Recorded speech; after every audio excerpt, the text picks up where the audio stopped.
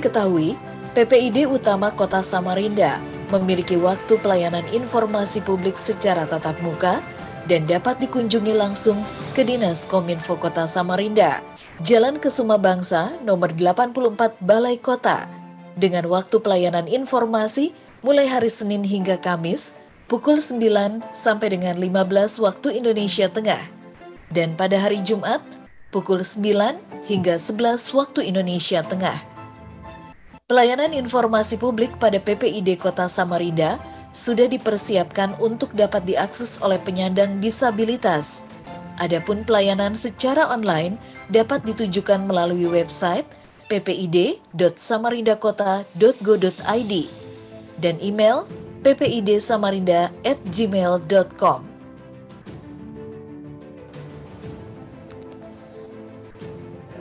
Assalamualaikum warahmatullahi wabarakatuh.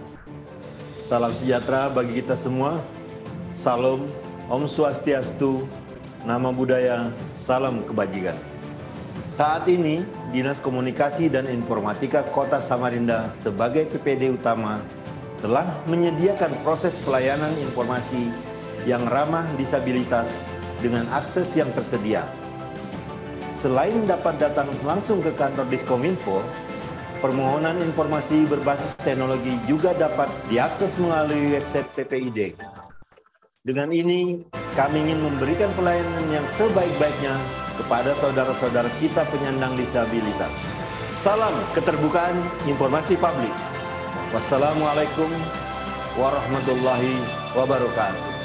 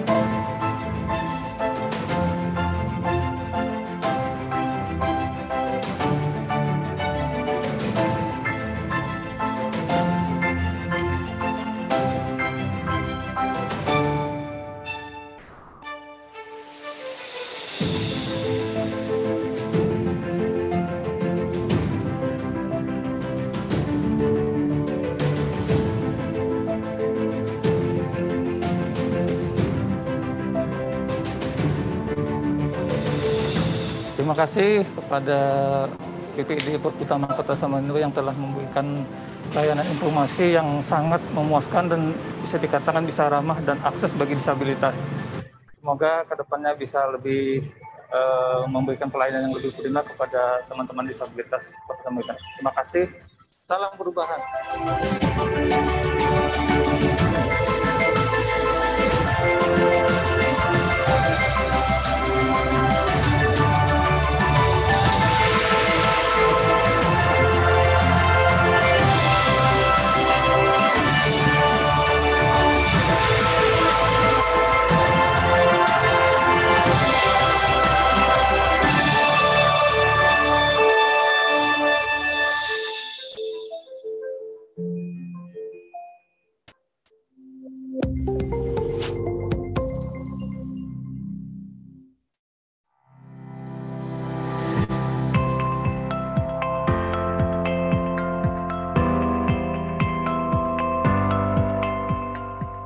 Selamat datang di Rumah Sakit Umum Daerah Ince Abdul Muiz. Rumah Sakit Umum Daerah Ince Abdul Muiz adalah rumah sakit milik pemerintah Kota Samarinda yang resmi beroperasi pada 24 Januari 2007, yang diawali dengan pelayanan rawat jalan, instalasi gawat darurat, dan poliklinik dengan kualifikasi kelas C. Berlokasi di area yang strategis, tepatnya di Jalan HAM Rifadin nomor 1, Kelurahan Harapan Baru, Kecamatan Samarinda Seberang, Kota Samarinda, Kalimantan Timur. Sebagai bentuk komitmen Rumah Sakit Umum Daerah Ince Abdul Muiz terhadap kesehatan, kami dilengkapi dengan taman-taman yang hijau dan asri, serta tertata dengan rapi, yang tentunya dapat mendukung proses penyembuhan pasien. Area rumah sakit berdiri di atas lahan seluas 12,4 hektar. Rumah sakit IA Muiz memiliki kapasitas 46 tempat tidur yang terdiri dari kelas 1 dengan 16 tempat tidur dan kelas 2 dengan 30 tempat tidur. Sebagai rumah sakit satu-satunya yang dimiliki pemerintah Kota Samarinda, kami memiliki visi menjadi rumah sakit unggulan pilihan masyarakat. Rumah sakit IA Muiz memiliki pelayanan kesehatan yang lengkap dengan mengutamakan pengobatan, pemulihan, promosi kesehatan, tanpa mengabaikan peningkatan kesehatan dan pencegahan penyakit. Saat ini RSUD IA Muiz telah menjalankan protokol kesehatan untuk mencegah penyebaran virus COVID-19 yang wajib diikuti semua orang yang berada di area rumah sakit. Pertama, setiap pasien, staf, dan pegawai rumah sakit diwajibkan untuk memakai masker. Kedua, saat pengambilan karcis parkir, pengunjung tidak diperbolehkan menyentuh tombol, melainkan dengan melambaikan tangan pada tombol yang tersedia. Ketiga, pasien yang akan memasuki area gedung rumah sakit juga harus mencuci tangan dengan benar terlebih dahulu. Keempat, melakukan screening kesehatan. Setelah screening pasien selesai dilakukan, petugas selalu menggunakan hand sanitizer setiap akan melakukan pemeriksaan kepada pasien berikutnya. Kami selalu menginformasikan kepada pengguna layanan untuk selalu mentaati protokol kesehatan dengan 3M, yaitu mencuci tangan, memakai masker, dan menjaga jarak. Kelima, pasien menyampaikan tujuan datang ke rumah sakit. Keenam, jujur dalam menyampaikan keluhan maupun riwayat penyakit Anda kepada petugas kesehatan. Dan terakhir, duduk dan antri sesuai dengan protokol kesehatan. Setiap tindakan yang dilakukan petugas selalu menggunakan APD level 1, 2, atau 3 sesuai dengan tindakan yang akan dilakukan. Dalam pelayanan medik, fasilitas yang disediakan oleh Rumah Sakit Umum Daerah Ince Abdul Muiz adalah pelayanan IGD atau instalasi gawat darurat yang dilengkapi fasilitas ambulans siaga selama 24 jam, pelayanan rawat jalan atau medical check-up, serta pelayanan rawat inap. Kemudian, kami juga menyediakan pelayanan medik berupa pelayanan bedah, pelayanan bersalin dan perinatologi, pelayanan intensive care unit, hingga pelayanan hemodialisa. Unit hemodialisa adalah unit instalasi yang melakukan proses pencucian darah bagi penderita disfungsi atau gangguan pada ginjal. Proses pencucian darah ditangani oleh dokter spesialis penyakit dalam dan perawat yang sudah terlatih. Untuk memenuhi kebutuhan masyarakat terhadap pelayanan kesehatan, kami juga dilengkapi dengan beberapa jenis pelayanan medik dengan polispesialis yang lengkap. Di antaranya, poliklinik penyakit dalam, poliklinik bedah, poliklinik kandungan dan kebidanan, poliklinik anak, poliklinik kulit dan kelamin, poliklinik syaraf, poliklinik bedah ortopedi, poliklinik jantung, poliklinik mata, poliklinik paru, poliklinik rehabilitasi medis, poliklinik patologi anatomi, poliklinik gigi, poliklinik VCT, poliklinik THT, serta poliklinik khusus. Selain itu, Rumah Sakit Umum Daerah Ince Abdul Muiz juga memiliki fasilitas penunjang pelayanan seperti farmasi, pelayanan gizi, pelayanan fisioterapi, kesehatan lingkungan, juga pelayanan pemulasaran jenazah. Rumah Sakit Umum Daerah Ince Abdul Muiz saat ini juga memiliki laboratorium yang didukung dengan peralatan yang canggih, serta telah terintegrasi dengan sistem informasi laboratorium. Terdapat 2 jenis layanan laboratorium penunjang, yaitu lab patologi klinik dan patologi anatomi.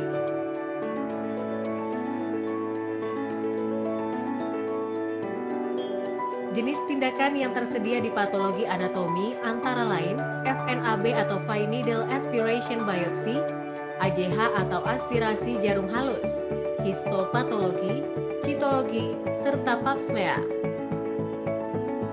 Sementara itu, berikut jenis tindakan yang tersedia di patologi klinik RSUD IA MUIS. Di antaranya, pemeriksaan hematologi, pemeriksaan kimia, pemeriksaan urin, pemeriksaan feses, pemeriksaan serologi atau imunologi, pemeriksaan bakteriologi atau mikrobiologi, pemeriksaan cairan tubuh, dan BDRS atau bank darah rumah sakit. Pelayanan radiologi Rumah Sakit Umum Daerah Ince Abdul Muiz juga telah memiliki peralatan modern dan canggih.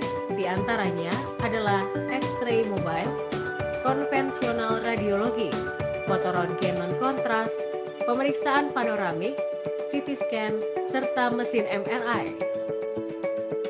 Magnetic Resonance Imaging atau lebih dikenal dengan mesin MRI adalah pemeriksaan yang memanfaatkan medan magnet dan energi gelombang radio untuk menampilkan gambar struktur dan organ di dalam tubuh. Mesin MRI sendiri dapat digunakan sebagai alat pemeriksaan antara lain terhadap otak, saraf tulang belakang, jantung, pembuluh darah, tulang, sendi, jaringan lunak, dan organ-organ tubuh lainnya. Kemampuan mesin MRI yang dapat menunjukkan hasil gambar organ, tulang, dan jaringan di dalam tubuh secara rinci dan mendalam dapat dimanfaatkan sebagai alat bantu diagnosis untuk dokter. Demi hasil tes yang akurat dalam mengoperasikan mesin MRI, kami pun telah dilengkapi dengan operator dan dokter spesialis yang berpengalaman di bidangnya.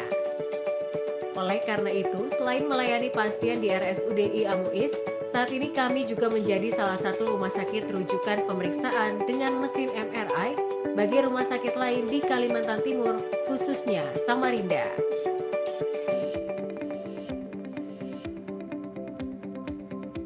Sebagai bentuk kepercayaan pemerintah terhadap Rumah Sakit Umum Daerah Ince Abdul Muiz, saat ini kami ditunjuk menjadi salah satu rumah sakit rujukan pasien COVID-19 untuk wilayah Kota Samarinda dan beberapa kabupaten kota lainnya di Kalimantan Timur.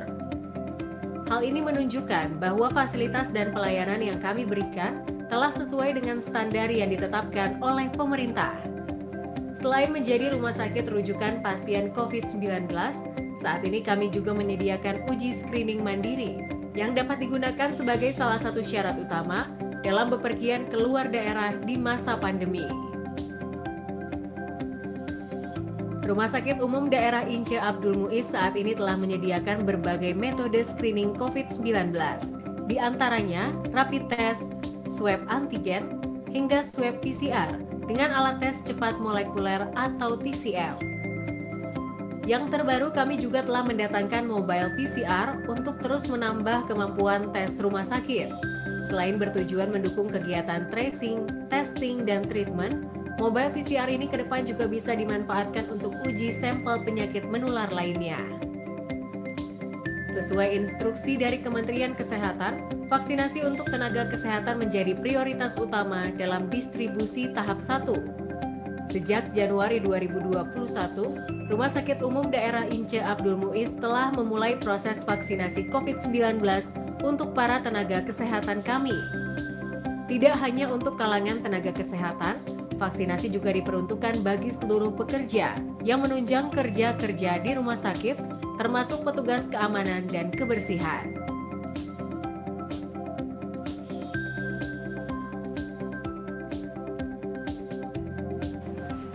Saya Sarifah Rahima, Direktur Rumah Sakit Umum Daerah Ince Abdul Muiz, Kota Samarinda.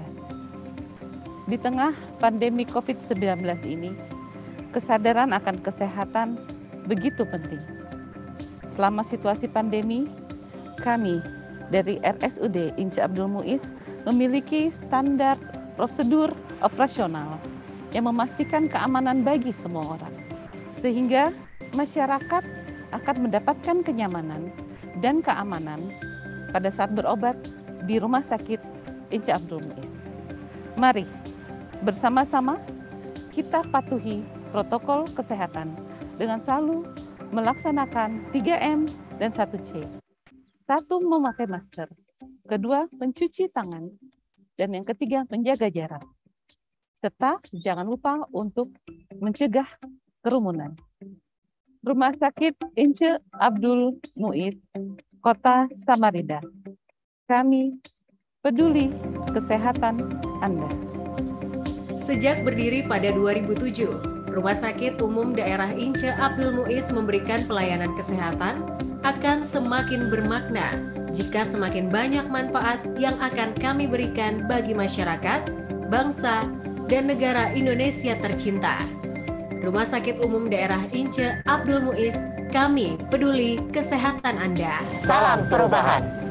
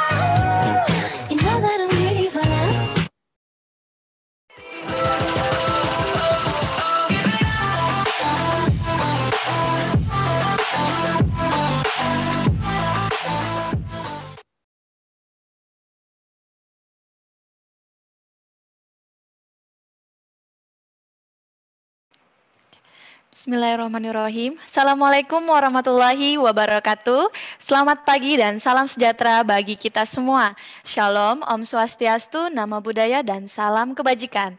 Halo semua Sobat Sehat Muiz, gimana nih kabarnya? Semoga semua Sobat Sehat Muiz, dimanapun kalian berada, selalu diberikan kesehatan ya. Alhamdulillah pada pagi hari ini di Sabtu 29 Oktober tahun 2022 kita bertemu kembali dalam acara Binar Muiz, Bincang Sehat bersama Muiz, yang pada kesempatan kali ini akan membahas tentang mengenali penyakit stroke. Hari ini perkenankan saya Jihan yang akan membersamai Sobat Sehat Muiz semua dalam episode 19 Bincang Sehat kali ini. Sekedar informasi nih buat Sobat Sehat Muiz, dimanapun kalian berada, bahwa Binar Muiz ini merupakan kerjasama antara pemerintah Kota Samarinda, Diskominfo Kota Samarinda, dengan Rumah Sakit Umum Daerah Ince Abdul Muiz Samarinda. Nah, bagi Sobat Sehat Muiz yang sedang mengalami kesulitan untuk bergabung di room Zoom ini, dapat pula mengikuti kegiatan ini di live Instagram di akun @pemkot.samarinda dan juga di YouTube Live di akun Diskominfo Kota Samarinda. Dan tak lupa pula nih, saya juga mau mengingatkan kepada Sobat Sehat Muiz dimanapun kalian berada untuk tetap menjaga kesehatan dan menjaga protokol kesehatan serta ikut dalam program vaksinasi booster COVID-19. Nah, Sobat Sehat Muiz, pada episode Binar Muiz kali ini mengangkat tema mengenai penyakit stroke. Kira-kira apa saja sih stroke? Faktor resiko, gejala, dan pencegahan dari stroke ini? Sobat Sehat Muiz, kebetulan juga di tanggal 29 Oktober ini diperingati sebagai Hari Stroke Sedunia, yang tahun ini mengusung tema Save Precious Time, yang tema ini didefinisikan sebagai penggunaan waktu secepat mungkin untuk lapor kepada dokter jika tanda-tanda stroke muncul pada seseorang. Nah, kita kembali pada pembahasan Binar episode kali ini, yaitu stroke. Mungkin sebagian dari Sobat Sehat Muiz belum mengetahui nih, apa sih itu stroke? Dan untuk membahas lebih lanjut mengenai stroke kali ini, hari ini kita kedatangan narasumber yang cantik dan luar biasa pastinya, yaitu Dr. Novika Azira Aziz, spesialis neurolog, selaku dokter spesialis neurolog di RSUD Ince Abdul Muiz. Selamat pagi, dokter.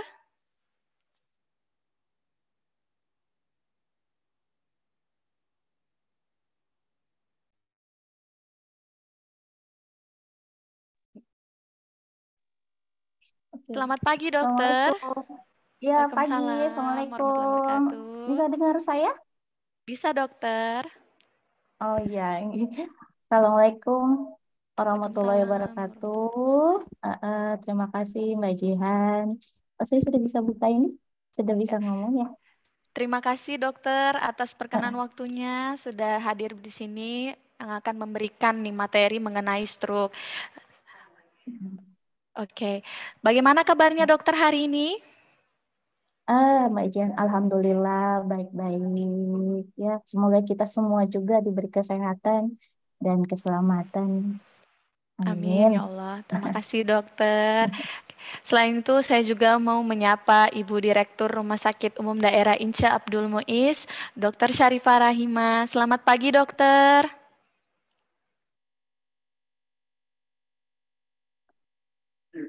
Selamat pagi, Assalamualaikum. Apa kabar semua? Waalaikumsalam. Alhamdulillah dokter, Assalamualaikum baik. warahmatullahi wabarakatuh. Ya, baik, baik Bu. Assalamualaikum warahmatullahi wabarakatuh. Waalaikumsalam, Dokter Novika. Silakan dok. Ya, Cerah-cerah terima, semua ya hari ini ya. Mantap ini. terima kasih Ibu Direktur. Selamat beraktivitas ya Ibu. Terima kasih. Oke, ya. Saya juga mau nih menginformasikan kepada Sobat Sehat Muiz yang nantinya ingin bertanya, dipersilahkan mengirimkan pertanyaannya di kolom chat yang tersedia ya, baik di Room Zoom, Instagram Live maupun di YouTube Live. Dan juga nantinya akan ada giveaway yang menarik hari ini tentunya untuk Sobat Sehat Muiz yang beruntung. Jadi jangan lupa ya untuk menyimak materi hari ini dengan baik. Oke, Sobat Sehat Muiz, sekarang kita akan kembali menyapa Dr. Novika Azira Aziz, spesialis neurolog. Yang pagi ini akan membahas topik mengenali penyakit stroke ya, dokter? Nggih. Oke, mungkin sebelum kita memulai pemaparan materi ini, dokter mohon izin untuk menjelaskan secara garis besar mengenai stroke itu apa sih, dok? Oke, Assalamualaikum warahmatullahi wabarakatuh. Salam sejahtera untuk semua teman-teman senior maupun semua yang hadir pada bincang seminar MUIS kita kali ini. Perkenalkan, saya Dr. Novika Azira Aziz. Saya adalah salah satu neurologis yang bertugas di Rumah Sakit Umum Daerah Ince Abdul Muiz Samarinda. Oke, jadi bertepatan pada hari ini, pada tanggal 29 Oktober 2022, merupakan hari World Stroke Day atau Hari Stroke Sedunia. Jadi dalam rangka Hari Stroke Sedunia, mungkin saya akan membawakan beberapa materi yang bisa di-share, tanya jawab pada sesi kali ini, sekedar berbagi ya, sharing, karena saya juga masih belajar mengenai stroke, apa saja itu, termasuk pengertiannya apa, faktor risiko mungkin, dan gejala-gejalanya, serta kemungkinan untuk pencegahannya seperti apa, pencegahan yang seperti apa, sehingga kita bisa menanggulangi yang namanya itu stroke. Oke, bisa dimulai. Oke.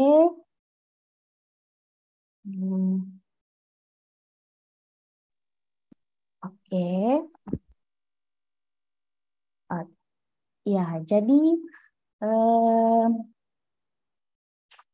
kita mulai dari untuk pengenalan dan pencegahan terhadap stroke, di mana itu kita mesti tahu untuk pengertian dari stroke dulu ya. Stroke itu sebenarnya apa sih?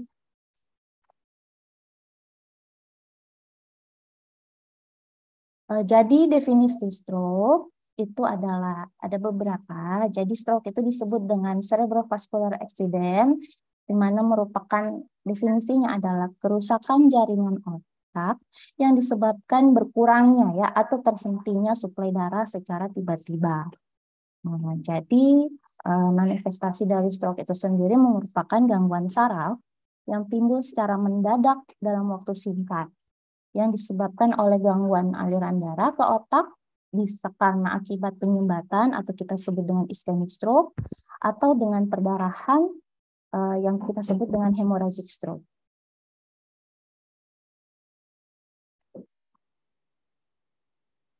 Oke. Jadi menurut data nasional, ini stroke di Indonesia itu ditemukan sebesar 8,3 per 100 penduduk, serta yang telah didiagnosis oleh tenaga kesehatan itu ada 6 dari 1.000 penduduk. Data ini menunjukkan bahwa kasus stroke di Indonesia ini menyentuh angka di atas 70% ya yang didiagnosis oleh tenaga kesehatan. Bahkan untuk sekarang dikenal stroke itu sudah menjadi penyakit nomor 1 ya di dunia setelah jantung dan juga penyakit lainnya.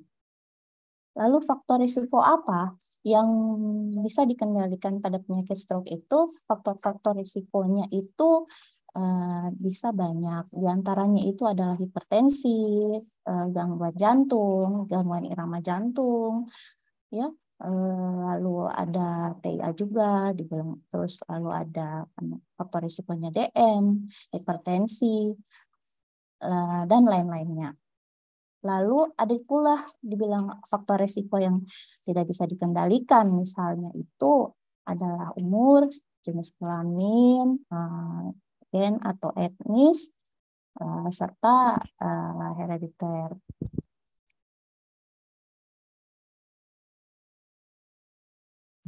Ya, kita kenali dulu jenis stroke itu. Jenis stroke itu sebenarnya ada 2 macam. Ada stroke iskemik atau disebut dengan stroke sumbatan, dan yang kedua adalah stroke hemorragik. Di mana untuk stroke iskemik itu dibagi lagi menjadi 2, ada yang disebut dengan stroke emboli dan ada stroke trombotik. Sedangkan untuk yang stroke hemorragik kita bedakan ada beberapa.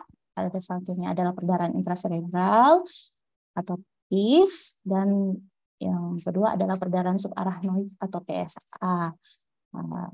Itu tergantung dari kena di bagian otak mana, ya, dalam stroke iskemik maupun stroke hemorragik, tergantung dari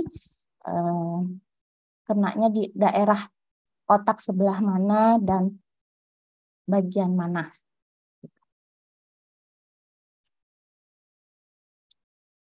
Lalu yang seperti saya bilang tadi, faktor risikonya apa saja itu untuk stroke? Ada faktor risiko yang memang tidak bisa diubah pada gangguan stroke itu. Faktor risiko yang tidak dapat diubah itu ada beberapa, misalnya karena umurnya tidak bisa diubah, misalnya berumur di atas 55 tahun. Bahkan untuk sekarang lebih banyak di bawah 50 ada yang terkena stroke umur 40, bahkan di bawah 40 juga sering terjadi. Lalu untuk ras tertentu itu ada faktor resiko yang memang tidak dapat diubah untuk terjadinya stroke. Lalu jenis kelamin laki-laki. Jenis kelamin laki-laki ini tidak dapat diubah juga. Jadi lebih banyak dibandingkan perempuan. Tapi untuk sekarang ini karena mungkin gaya hidup dan juga olahraga tidak teratur, serta banyak faktor lainnya ya, menyebabkan resiko terkena stroke antara laki-laki perempuan itu hampir sama. Nah, lalu faktor resiko yang tidak dapat diubah lagi adalah tekanan darah tinggi. Ini yang paling banyak sebenarnya, kurang lebih sekitar 70% sampai 75% itu pasien datang dengan tekanan darah yang tinggi, entah itu dia terkena stroke sumbatan ataupun stroke perdarahan, ya. Lalu untuk penggunaan alkohol berat, biasanya ini karena penggunaan alkohol berat yang suka minum, kemungkinan ya apa karena pengaruh dari pergaulan atau karena budaya-budaya tertentu juga. Biasanya di Indonesia kan ada budaya-budaya tertentu yang harus minum alkohol seperti itu. Jadi itu tidak dapat diubah, ada faktor resikonya. Jadi ada penggunaan kokain, lalu juga untuk penggunaan narkoba ya, maksudnya itu penggunaan narkoba faktor resiko utama. Lalu ada juga untuk antikoagulan terapi ortombolitik. Lalu ada angiopati amiloid pada Derli, tapi jarang sekali ditemukan. Ya, oke.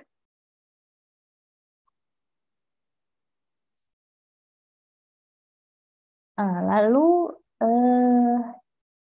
untuk faktor risiko yang bisa diubah tuh apa saja sih? Ini ada faktor-faktor risiko yang bisa diubah atau modified, seperti yang seperti disebutkan tadi, ada hipertensi, ada diabetes, ada obesitas, dislipidemi. Jadi kalau untuk faktor-faktor risiko yang bisa diubah itu bisa dengan mengubah pola hidup mungkin ya, seperti kalau misalnya faktor risikonya hipertensi, ya ubahlah makanan sehari-hari, mungkin dikurangi asupan garamnya. Diabetes juga seperti itu, mengurangi asupan gula berlebihan. Lalu obesitas ya, olahraga secara teratur, lalu dikurangi untuk makanan-makanan berlemak dan olahraga teratur. Lalu dislipidemi atau gangguan dari kolesterol ya, seperti tadi, mengurangi asupan kolesterol. Kalau misalnya masih makan goreng-gorengan ya dikurang-kurangilah ya. Lalu ada gangguan-gangguan lain, misalnya gangguan irama jantung, ya atrial fibrilasi, stenosis arteri karotis, dan penyakit-penyakit jantung lainnya. Lalu ada juga ya pasca stroke, lalu ada sickle anemia, sama hiperhomosistemia, itu adalah gangguan di darah, tapi jarang ditemukan ya. Lalu ada pula faktor risiko yang bisa diubah, misalnya merokok, ya paling sering itu mungkin pada laki-laki ya, kalau untuk faktor risiko merokok ini. Jadi misalnya ada pasien yang datang dengan merokok, itu misalnya dia satu hari merokok itu misalnya dia bisa sampai 3, 4 atau bisa sampai 1 slot, itu berapa ya? Dia bisa habis 1 hari, itu mungkin dikurangi dengan pengurangan. Kalau misalnya saya sih kalau pasien dengan risiko merokok, faktor risiko merokok itu biasanya saya tidak suruh harus berhenti nih Pak, harus berhenti sekarang. Kalau tidak gini-gini, karena takutkan ada depresi atau pada pasien-pasien tertentu, apalagi kalau usia tua mungkin itu susah dikasih tahu mungkin ya. Jadi pendekatannya lebih pelan. Jadi kita bilang ya merokok kalau ingin sehat ya dihentikan. Tapi kalau misalnya memang agak susah ya dikurangi perlahan-lahan. Cobalah misalnya 1 batang 1 hari, misalnya untuk 1 hari misalnya bisa sampai 5-6 batang gitu, atau misalnya sampai 10 batang. Jadi tiap hari cobalah dikurangi, setiap minggu ada ada goal, maksudnya ada goalnya, Kalau misalnya 1 hari bisa dikurangi 1 batang lah setidaknya, atau 1 minggu bisa mengurangi 1 hingga 2 batang seperti itu. Jadi kita berusaha untuk pendekatan seperti itu. Lalu faktor risiko yang bisa diubah, misalnya ya stres itu ya memang kalangan muda, kalangan tua, apalagi sekarang pekerjaan ya, menyangkut pekerjaan itu harus cepat-cepat dan stres itu pasti ada. Jadi sangat tinggilah faktor resikonya untuk terjadi stroke. Kalau entah itu usia muda atau usia tua, hampir sama. Jadi harus menjaga gangguan mental itu sangat penting sebagai faktor resiko dari stroke, untuk mencegah stroke itu sendiri. Lalu untuk penyalahgunaan ya pasti penyalahgunaan obat. Lalu juga kurang aktivitas fisik. Kurang aktivitas fisik ya kayak olahraga itu sendiri. Jadi kalau kurang aktivitas fisik, kurang olahraga, pastilah menyebabkan faktor risiko terkena stroke akan semakin tinggi. Apalagi untuk sekarang agak berkurang apalagi dengan pola hidup yang harus serba cepat, harus kerja dari pagi sampai malam, misalnya dengan alasan kita nggak bisa olahraga nih, gitu kan, karena kerja dari pagi sampai malam sehingga tidak sempat untuk olahraga seperti itu. Lalu juga ada konsumsi alkohol, lalu juga faktor risiko migrain. Kenapa migrain bisa jadi faktor risiko yang bisa diubah? Jadi migrain itu bisa diubah, apalagi kalau pada usia tua atau usia tua migrain. Nah, kita harus cari tahu kenapa kalau pada usia tua migrain itu terjadi sering. Jadi kita harus lebih hati-hati pada pasien-pasien yang atau orang yang sering migrain usia tua, segeralah periksa, karena bisa jadi migrain itu sendiri merupakan tanda-tanda dari adanya suatu penyumbatan seperti itu. Tapi bukan berarti migrain itu bisa bisa menjadi dibawa untuk ke stroke, tapi itu salah satu resiko untuk terjadinya stroke gitu. Bagaimana cara untuk mencegah migrain itu sendiri? Migrain itu ada pencetusnya biasanya. Pencetusnya apa?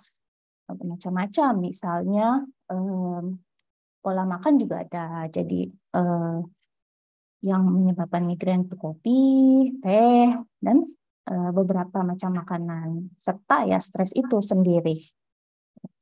Lalu ada juga faktor risiko yang bisa diubah itu pemakaian kontrasepsi hormonal. Menyebabkan stroke ada beberapa macam. Menurut data, kontrasepsi hormonal itu bisa menyebabkan stroke. Oke. Lalu gimana sih gejala-gejala stroke itu? Jadi gejala stroke itu ingat slogan segera ke rumah sakit. Segera ke rumah sakit artinya segera senyum tidak simetris atau dia mencong. Jadi dia mencong ke satu sisi. Mencong ke satu sisi, lalu sulit menelan atau minum air secara tiba-tiba. Itu gejala yang paling sering didapatkan. Lalu yang kedua, gerak separuh anggota badan, artinya lemah atau lumpuh separuh badan. Kelemahan ini tiba-tiba. Jadi dibedakan itu ada yang nanti kita bisa bedakan. Kalau ciri-ciri dari stroke atau bukan, itu bisa kita bedakan lagi. Kita bisa bedakan apakah dia terjadi secara tiba-tiba atau tidak. Nah, untuk bisa bedakan anggota tubuh yang lemah atau lumpuh itu terjadi secara tiba-tiba atau tidak, ya dokter biasanya yang bisa tentukan ya. Tapi untuk pertolongan pertama cukup untuk orang awam atau orang-orang ketahui bahwa bila terjadi lemah satu sisi saja, misalnya tangan kanan, kaki kanan, atau tangan kiri dan kaki kiri terjadi, segera meminta pertolongan. Ya. Lalu gejala yang selanjutnya adalah bicara pelo. Bicara pelo, misalnya kok tadi masih bagus ya. Kalau misalnya sendiri, ya, misalnya sendiri tidak ada keluarga, misalnya kok rasa berat ya ini bicara, atau maksud kenapa kok nggak bisa ngomong, paling gampang lah bicara gitu, nggak bisa lantang seperti biasanya, itu perlu dicurigai. Nah, kalau misalnya ada keluarga, ya mungkin keluarga bisa lihat atau bisa dengar loh, kenapa kok suaranya jadi seperti itu, atau cara ngomongnya kok jadi tidak jelas. Nah, itu gejala. Lalu rasa kebas atau kesemutan di separuh tubuh. Jadi rasa kebas yang mengarah ke stroke itu ada. Jadi apabila rasa kebas itu terjadi di satu sisi saja, misalnya tangan kanan dan kaki kanan yang terjadi secara tiba-tiba, ya itu waspada, kemungkinan itu gangguan stroke. Ada pula yang tidak, tapi kalau ada pula yang tidak, jadi misalnya gangguan kebas atau kramnya itu hanya misalnya pada tangan sajakah atau pada kaki sajakah, nah itu belum tentu stroke. Lalu yang berikutnya ada rabun.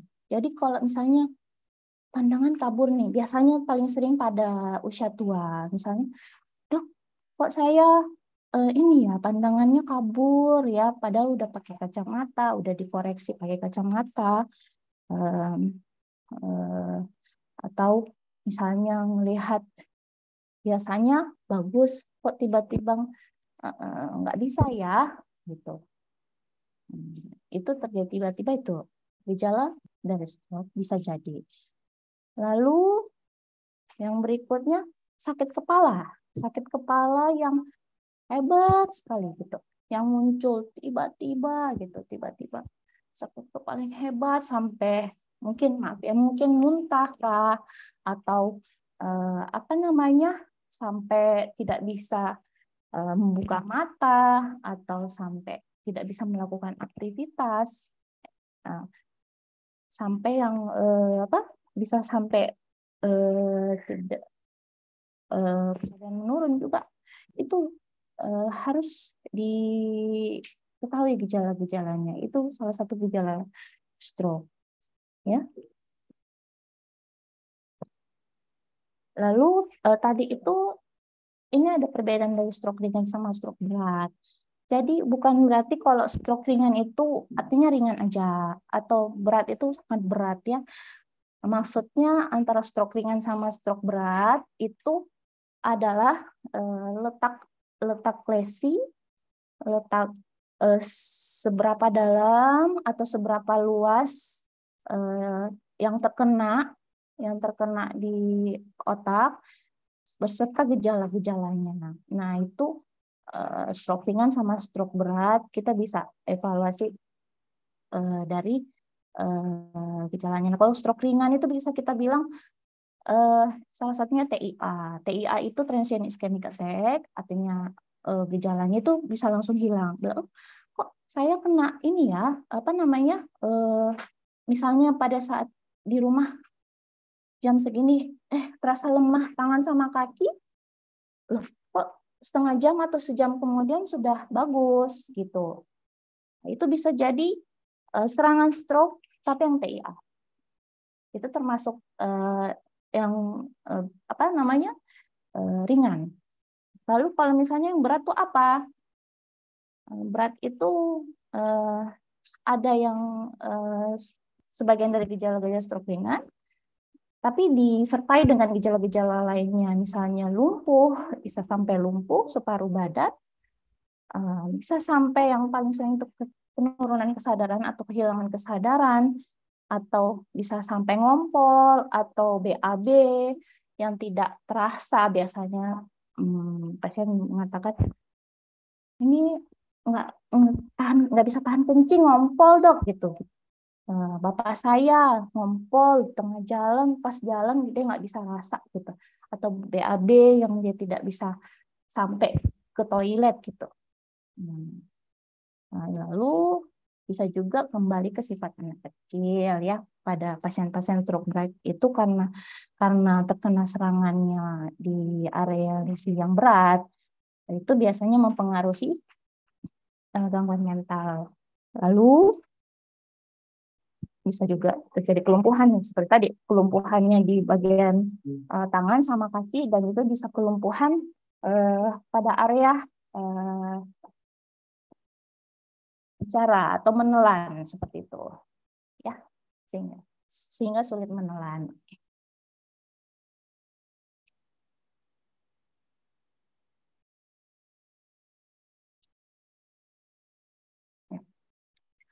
Lalu untuk komplikasinya untuk pasien stroke itu banyak ya, dari kalau yang pada slide ini hanya sebagian. Jadi misalnya pasien stroke beresiko tinggi mengalami komplikasi, misalnya mengalami arteriosklerosis atau iskemik infark miokard, lalu ada emboli paru, lalu juga komplikasinya bisa sampai depresi, ya, malnutrisi. Lalu juga ada untuk stroke hemoragik atau perdarahan, itu komplikasinya pada penggunaan antikoagulan dan trombolitik.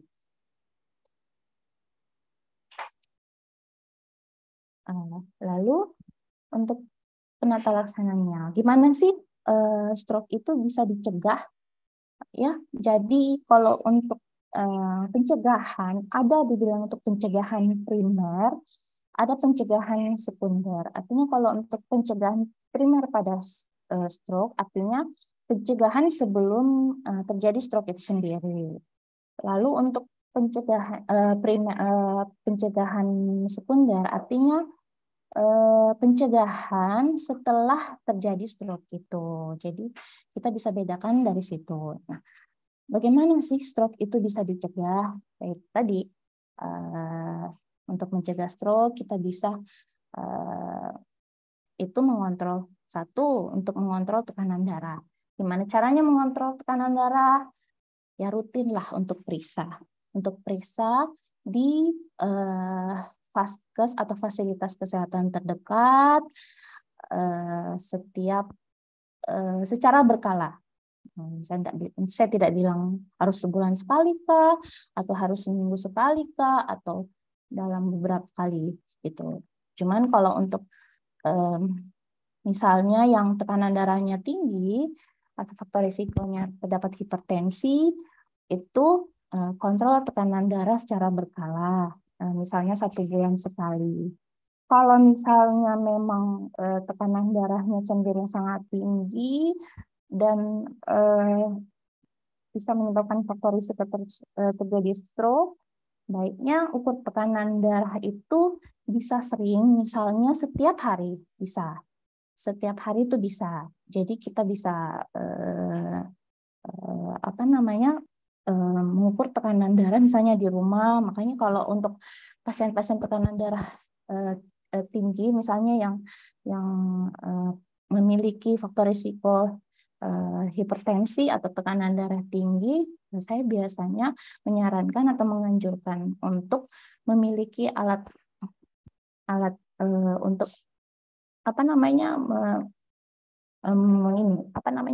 untuk mengontrol tekanan darah, ya, memeriksa tekanan darah di rumah. Ya, kalau nggak bisa pakai air raksa, ya banyak yang elektrik ya, ukurlah setiap hari gitu, seperti itu. Lalu kalau misalnya memang cenderung tinggi setelah diperiksa, ya sebaiknya ya kontrol ke rumah sakit atau ke dokter. Lalu yang kedua, olahraga ringan. Olahraga ringan minimal 5 kali, itu 30 menit. Kalau misalnya memang olahraganya karena misalnya pekerjaan, tidak ada waktu, setidaknya kalau saya sih sarankan, apalagi kalau ada faktor risiko banyak, misalnya hipertensi, ada gula darah tinggi, diabetes, atau ada kolesterol, saya sih yang paling gampang lakukan jalan kaki. Jalan kaki ya kurang lebih lah 15 menit sampai 30 menit.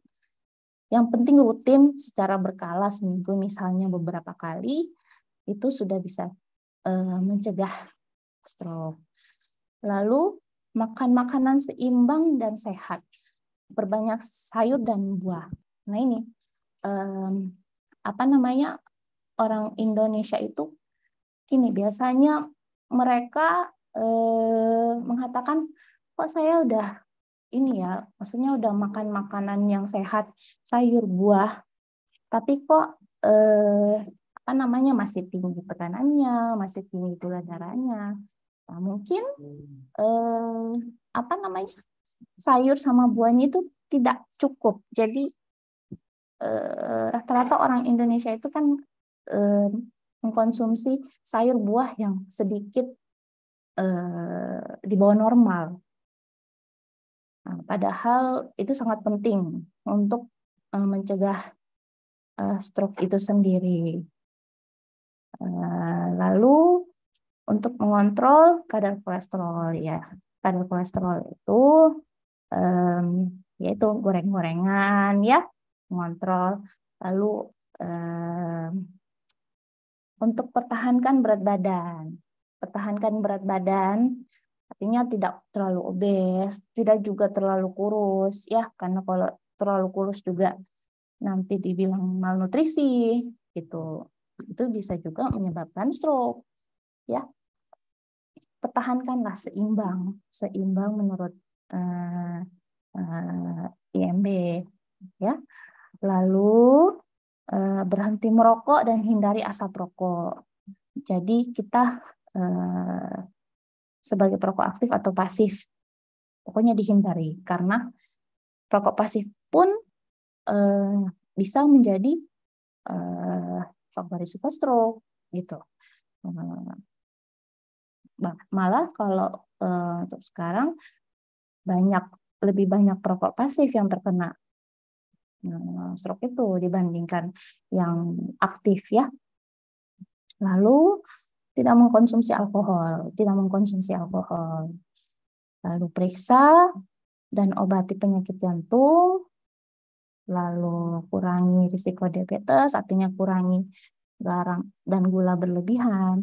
Nah ini gula berlebihan itu seperti apa? Biasanya kalau untuk awam, mereka cuma taunya, gula berlebihan di teh sama kopi atau di minuman-minuman soda. Padahal di makanan pun banyak gula yang berlebihan. Ya, misalnya yang paling simpel aja di nasi putih. Nasi putih itu sangat tinggi kadar gulanya. Jadi kalau misalnya penderita diabetes, ada faktor risiko diabetes, sebaiknya konsumsi nasi putih bisa dikurangi atau diganti dengan sumber karbohidrat lain yang lebih rendah kadar gula darahnya, misalnya di umbi-umbian, kentang, atau bisa juga di gandum seperti itu. Lalu untuk pencegahan, sering-seringlah untuk mengupdate pengetahuan kita soal stroke, ya. Sering untuk mengetahui perkembangan terbaru untuk stroke, karena semakin ke depan tiap-tiap tahun berganti tahun itu semakin apa namanya, yang dulu kita ketahui cuman misalnya kebanyakan usia tua yang terjadi stroke, sekarang sudah bergeser. Banyak yang sekarang usia-usia muda yang terkena stroke. Nah, itu kenapa ya? Ya, banyak faktornya. Dan pengobatan-pengobatan serta pencegahan olahraga itu kita bisa apa namanya, ketahui untuk mencegah terjadinya stroke itu. Nah, tujuannya apa nih untuk pencegahan stroke itu ya? Tujuannya ya banyak. Kalau misalnya stroke sudah terjadi, tujuan utama kita pada pasien itu, stroke itu tidak membuat keadaan suatu penderita itu semakin menurun, ya. Artinya kita memperbaiki kualitas, selain kuantitas, kita memperbaiki kualitas hidup dari penderita stroke itu sendiri. Di mana caranya itu ya dengan terapi, dengan pengobatan, terutama ya di fase akut itu sampai betul-betul optimal. Lalu memperkecil pengaruh stroke terhadap penderita dan keluarga, caranya apa? Itu tadi ya, kalau misalnya sudah ada penderita stroke, ya ada caregiver itu dapat membantu seorang penderita stroke agar tetap semangat, tetap rutin teratur untuk berobat dan teratur untuk olahraga dan apa namanya, melakukan pencegahan agar mencegah timbulnya serangan stroke berulang, ya. Lalu setelah itu ya mencegah timbulnya komplikasi akibat stroke. Komplikasi akibat stroke kenapa perlu dicegah?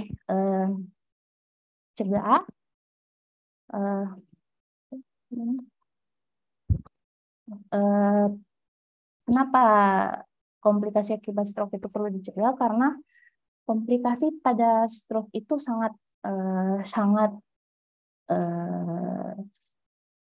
membuat keadaan dari suatu pasien itu semakin berat. Jadi misalnya stroke itu bisa menyebabkan kejang atau sehingga bisa membuat sulit menelan, komplikasinya seperti itu, dan bisa sampai untuk kesadaran menurun, ya. Jadi itu kita cegah. Nah, ini tadi seperti tadi saya bilang, caranya mencegah apa? Kontrol kadar gula darah, lalu olahraga teratur, lalu konsumsi garam diet. Ada garam diet sekarang ya, banyak terdapat di supermarket maupun di apotik. Itu biasanya saya sarankan untuk yang hipertensi berat untuk mengganti garam yang akan disediakan di makanan seperti itu, ya. Lalu diet lemak, tidak mengkonsumsi lemak secara berlebihan, lalu konsumsi sayuran, buahan, gandum untuk mengurangi resiko stroke. Lalu waspadai gangguan sirkulasi darah.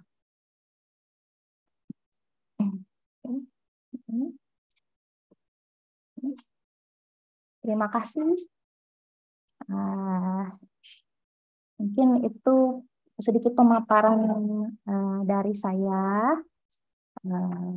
Saya kembalikan ke Mbak Jihan. Terima kasih. Assalamualaikum warahmatullahi wabarakatuh. Waalaikumsalam warahmatullahi wabarakatuh. Terima kasih dokter atas pemaparan materi yang sangat bermanfaat dan luar biasa. Oke, sekali lagi juga saya mau mengingatkan nih kepada Sobat Sehat Muiz yang ingin bertanya mengenai penyakit stroke tadi, bisa langsung saja mengirimkan pertanyaannya di kolom komentar yang telah tersedia di room Zoom, di Instagram Live, di akun @pemkot.samarinda dan YouTube Live di akun Diskominfo Kota Samarinda. Nah, Sobat Sehat Muiz, Mungkin kita akan jeda sejenak. Jadi jangan beranjak kemana-mana, stay tune on Binar Muiz. Bincang sehat bersama Muiz. Bangkitkan semangat baktimu, hai anak diri memanggil. Assalamualaikum warahmatullahi wabarakatuh. Saya Dr. Mariana Nurlaila, MKes spesialis saraf. Saya bertugas di Poli Saraf Rumah Sakit Muiz. Pada kesempatan kali ini saya ingin menyampaikan bahwa Poli Saraf dari Rumah Sakit Muiz ini kami melayani pasien-pasien stroke, pasien epilepsi, pasien nyeri, termasuk nyeri kepala, nyeri bahu, nyeri kaki, nyeri pinggang, ya, nyeri tangan. Nah, di sini kita juga melayani pasien-pasien untuk pemeriksaan elektroencephalografi atau EEG. Kemudian kita juga melakukan tindakan, ya, tindakan kita bilang namanya IPM, intervensi pain management, atau bahasa Indonesianya MIN, manajemen intervensi nyeri, untuk yang kasus-kasus simple. Pada kesempatan kali ini kita akan menunjukkan untuk pasien yang akan kita periksa dengan keluhan nyeri pergelangan tangan atau carpal tunnel syndrome. Nah, di sini kita bisa mengerjakan dengan panduan USG. Jadi istilahnya USG guiding untuk tindakan-tindakan manajemen intervensi nyeri. Berkomitmen tinggi dan profesional di bidangnya.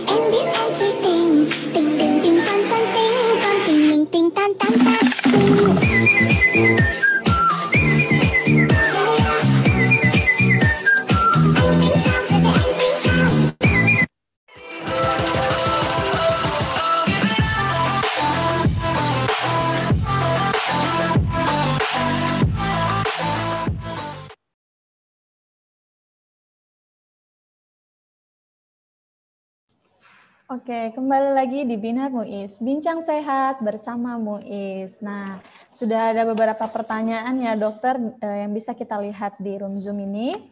Dan ada juga beberapa pertanyaan yang sudah masuk di akun YouTube Live di Diskominfo Kota Samarinda dan juga di Instagram Live @pemkot.samarinda. Nah, sebelum kita beranjak ke penjawaban pertanyaan nih dok, saya mau membacakan sedikit CV Dr. Novika Azira Aziz, spesialis neurologi, karena tadi belum sempat ya dokter ya.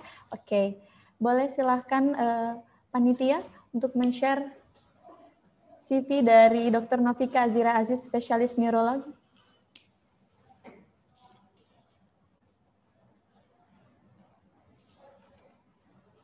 Oke, jadi narasumber kita hari ini adalah Dr. Novika Azira Aziz, spesialis neurologi yang tadi sudah memberikan pemaparan materi mengenali penyakit stroke.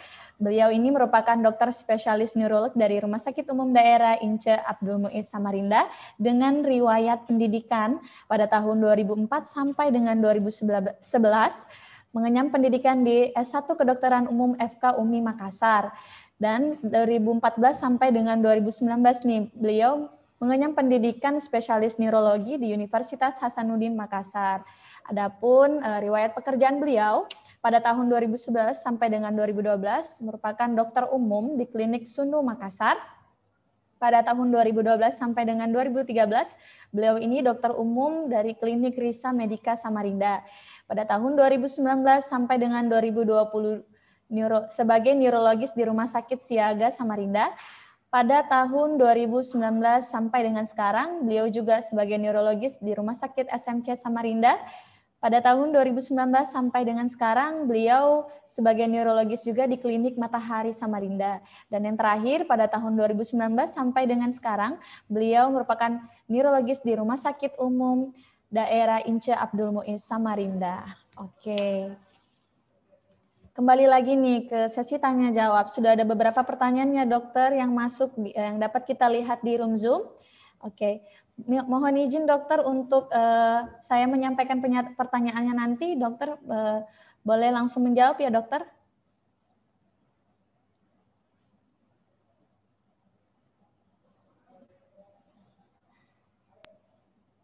Oh ya. Oke, saya lihatkan dulu dokter pertanyaan pertama ya dokter. Oke, dari Mbak Yuni RSUD Ince Abdul Muiz. Assalamualaikum dokter, saya Yuni mau menanyakan hasil pemeriksaan laboratorium apa saja yang harus kita waspadai sebagai ciri-ciri kemungkinan terjadinya stroke. Boleh dokter langsung dijawab? Baik, terima kasih Mbak Yuni untuk pertanyaannya. Jadi pertanyaannya itu adalah hasil lab apa saja yang mungkin bisa kita waspadai sebagai salah satu ciri dari stroke ya. Jadi kalau untuk stroke itu sebenarnya kita harus lihat tidak hanya dari lab, tapi dari yang lainnya. Misalnya faktor risikonya apa? Ya, faktor risiko stroke itu apa? Lalu dia ada hipertensi tidak, ada diabetes atau ada kolesterol. Lalu faktor risiko yang paling sering juga misalnya di dalam keluarganya dia ada tidak dari keluarganya itu terkena stroke atau ada riwayat hipertensi diabetes sebelumnya. Itu karena itu dapat meningkatkan risiko stroke. Lalu kalau untuk lab, apa saja sih yang bisa misalnya untuk mendukung ya terkena stroke itu?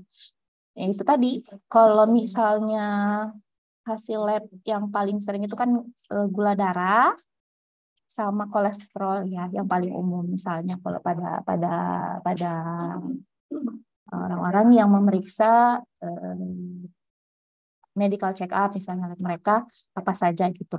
Jadi yang paling sering ya gula darah pada saat sewaktu atau gula darah puasa dan misalnya kolesterolnya. Jadi seperti berapa kalau gula darah berapa sih yang bisa menyebabkan stroke? Sebenarnya tidak ada patokan umum. Gula darah kita tinggi atau gula darah puasa kita tinggi yang dapat menyebabkan sebagai faktor risiko stroke. Tapi kalau misalnya dia ada riwayat dari keluarga, misalnya ada riwayat diabetes dari misalnya ayah atau ibu atau keluarga terdekat, lalu misalnya hasil labnya juga pada saat dia medical check up yang dia lakukan sekitar 3 bulan atau 6 bulan sekali, atau misalnya dia lakukan GDE, gula darah sewaktu juga ternyata tinggi. Tinggi itu artinya di atas normal. Kalau gula darah sewaktu itu di atas 200. Lalu kalau untuk gula darah puasa di atas 150 ya, itu bisa menjadi faktor risiko untuk terjadinya stroke. Lalu untuk kolesterol misalnya, kolesterolnya tinggi, jadi lebih dari 200, kolesterol tinggi 200 dan misalnya dia ada faktor risiko misalnya di keluarga, ada dislipidemi misalnya ya, itu bisa menjadi faktor risiko dari stroke. Tapi ya itu tadi, hasil lab itu tidak dapat menjadi jaminan kalau pasien ini atau kita itu yang memeriksa misalnya gula darah kita tinggi atau kolesterol kita tinggi itu dapat menjadi faktor risiko stroke karena banyak aspek-aspek lain yang harus kita perhatikan pada saat untuk faktor risiko stroke itu sendiri. Tidak hanya satu bagian misalnya yang dapat menjadi stroke seperti itu.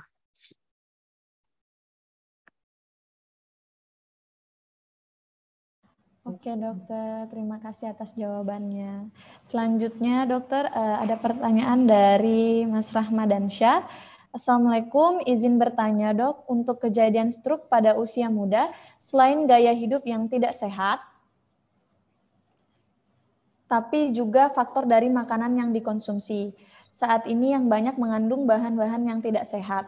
Apakah dengan mengkonsumsi suplemen yang dijual di apotek-apotek seperti kapsul yang mengandung omega 3 atau minyak ikan dapat membantu mencegah terjadinya stroke, dok? Terima kasih. Omega 3 membantu mencegah stroke.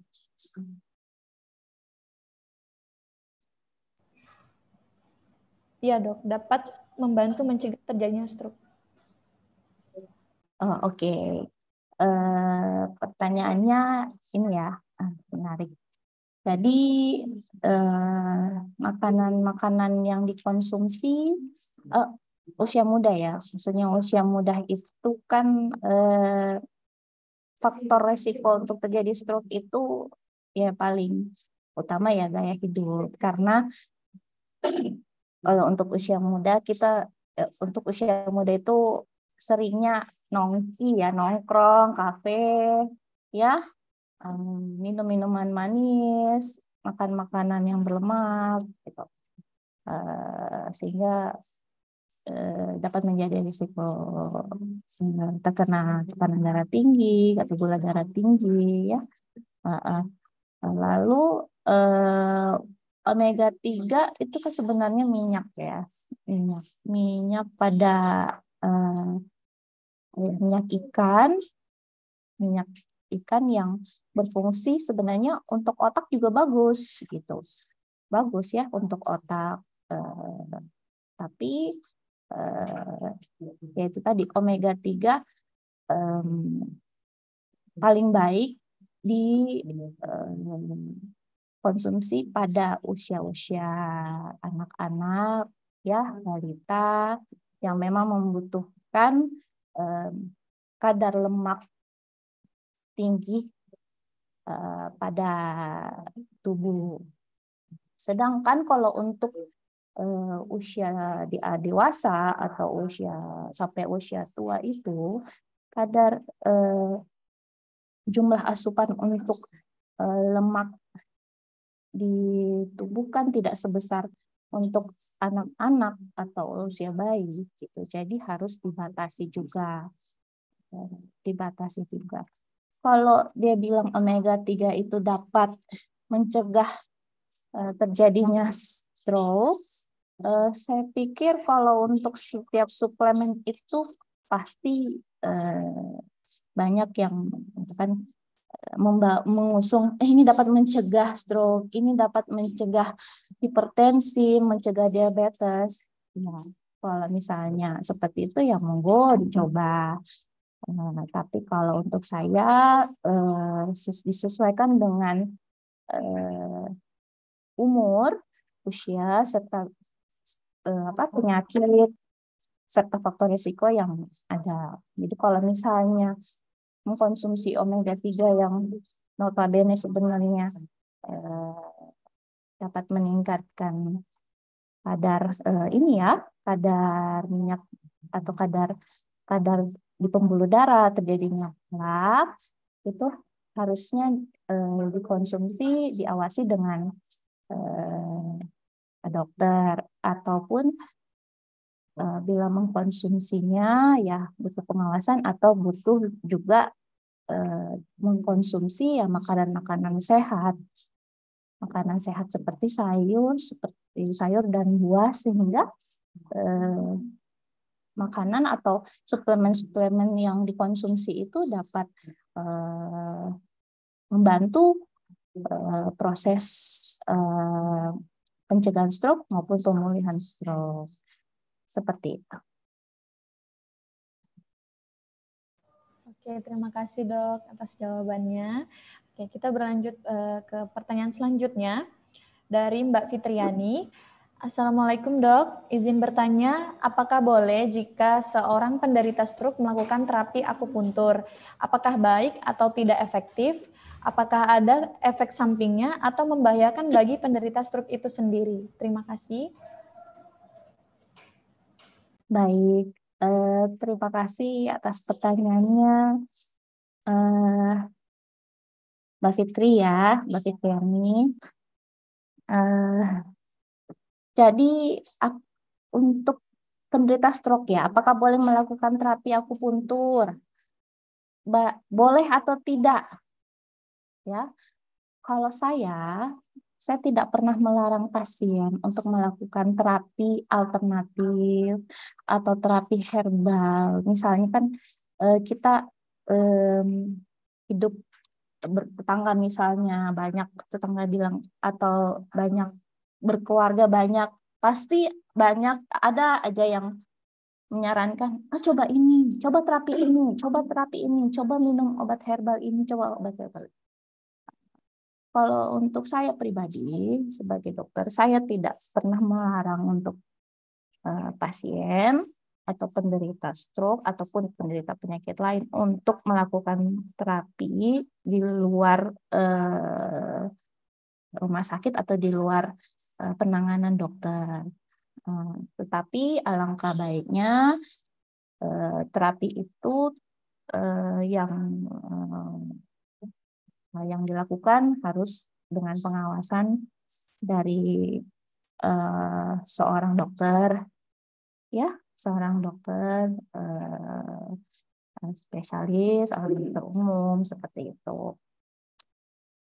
Terapi akupuntur, kalau saya belum pernah mendapatkan atau belum pernah dapat data kalau terapi akupuntur itu baik atau tidak, ya. Ada efek samping yang membahayakan bagi penderita stroke atau tidak. Tapi saya pernah dulu saat dokter umum juga pernah di salah satu rumah sakit yang pernah saya datang sebagai residen atau sebagai anak sekolah, ya, di klinik atau di rumah sakit itu memberikan terapi akupuntur, dan itu dilakukan oleh seorang terapis, ada juga dokter, dan itu untuk penyakit lain ya, bukan hanya stroke.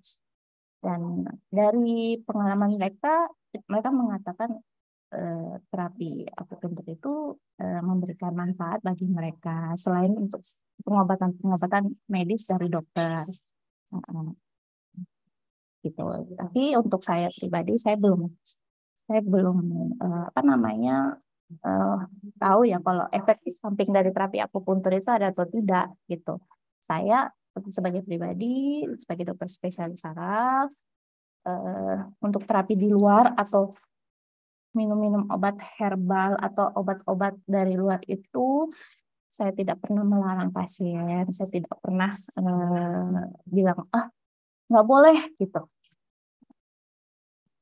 Boleh, asalkan dalam pengawasan dan tetap mengkonsumsi obat atau terapi dari dokter ya, gitu. Jadi mereka tidak mengganti atau tidak mengganti terapi dari luar itu dengan terapi dari dokter, tidak, gitu.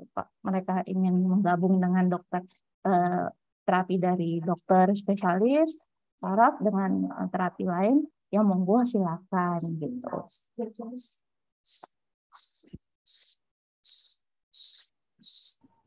Baik, terima kasih dokter atas jawabannya.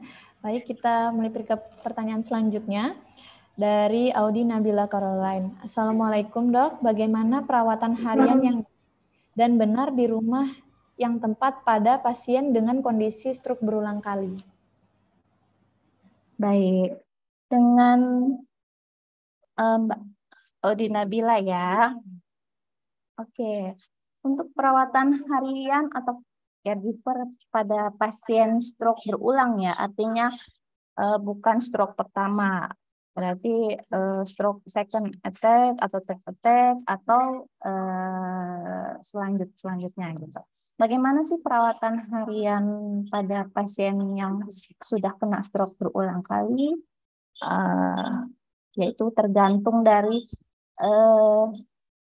pasiennya itu sadar atau tidak dan faktor resikonya apa aja. Jadi kalau di rumah untuk perawatan harian artinya kan dia sudah ini ya treat atau diterapi dengan rutin oleh dokter spesialis saraf, lalu di rumah di rumah dia bisa istirahat, melakukan kegiatan rutin sehari-hari seperti itu. Untuk perawatan harian itu seperti tadi. Untuk yang penting rutin minum obat itu untuk stroke berulang, karena biasanya pada pasien yang untuk stroke berulang yang paling sering kendalanya karena mereka tidak minum obat teratur sehingga terjadi stroke berulang kali. Itu yang penting rutin teratur minum obat. Lalu yang untuk selanjutnya adalah lakukan apabila penderita stroke itu dapat masih bisa jalan misalnya ya, walaupun dia lemas sekali badan tapi dia masih bisa jalan, masih bisa mandiri ceritanya, bisa makan sendiri, bisa melakukan aktivitas sendiri. Alangkah baiknya untuk menambah olahraga yang rutin dilakukan di rumah. Yaitu misalnya olahraga apa sih untuk penderita stroke itu ya, yang paling simpel, yang paling sederhana untuk mencegah stroke itu terjadi berulang kali ya jalan kaki aja gitu.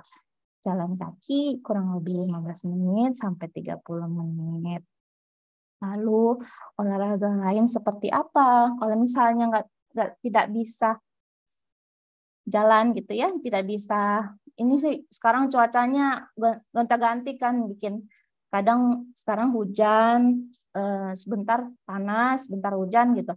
Jadi untuk keluar tuh agak riskan.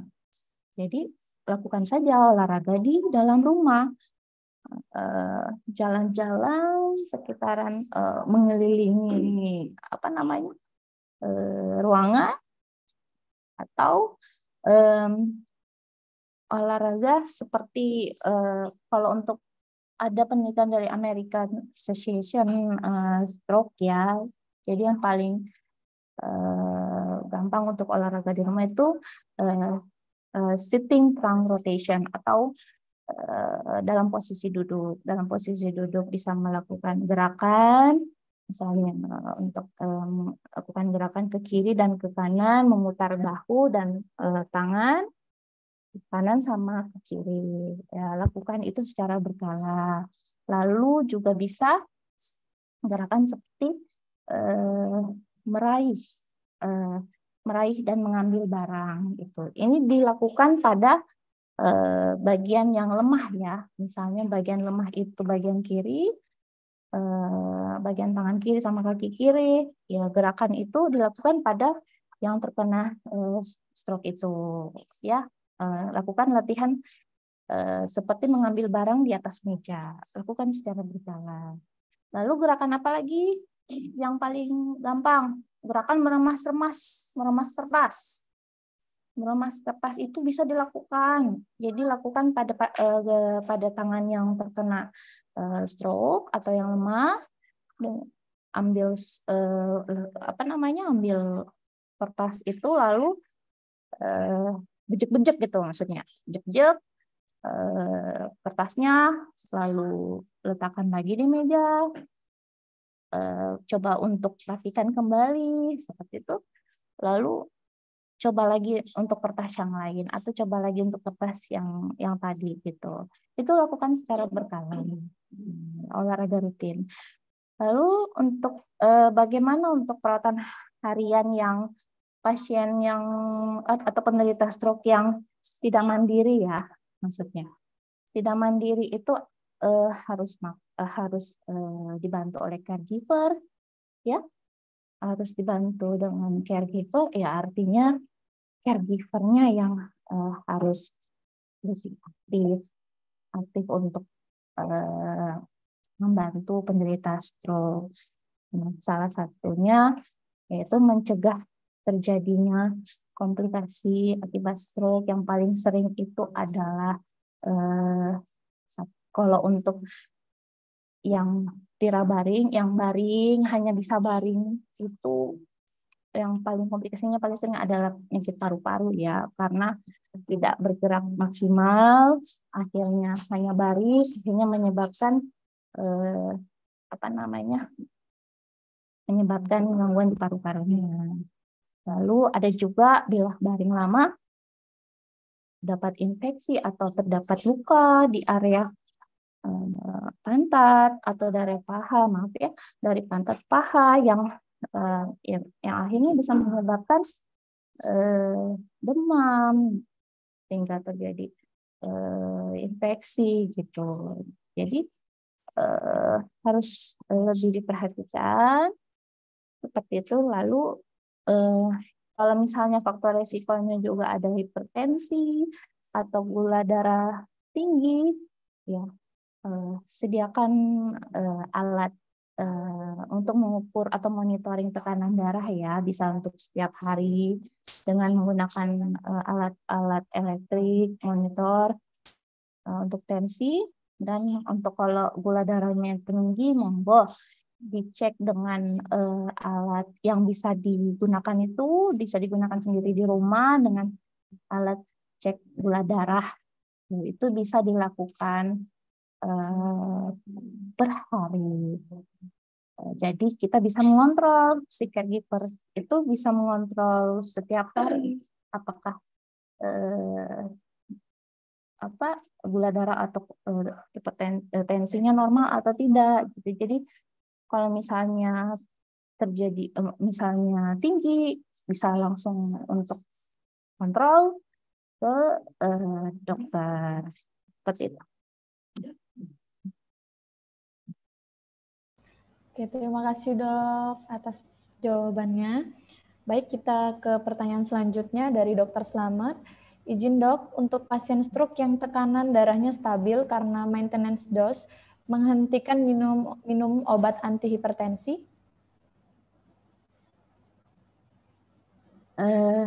Maaf, pertanyaannya apa tadi? Dari Dokter Slamet, izin dok, untuk pasien stroke yang tekanan darahnya stabil karena maintenance dose, menghentikan minum obat antihipertensi? Baik, terima kasih Pak Slamet untuk pertanyaannya. Jadi pada pasien stroke yang tekanan darahnya stabil itu dia dosis stabil untuk menghentikan obat antihipertensi ya. Maksudnya dia menghentikan sendiri obat antihipertensinya ya.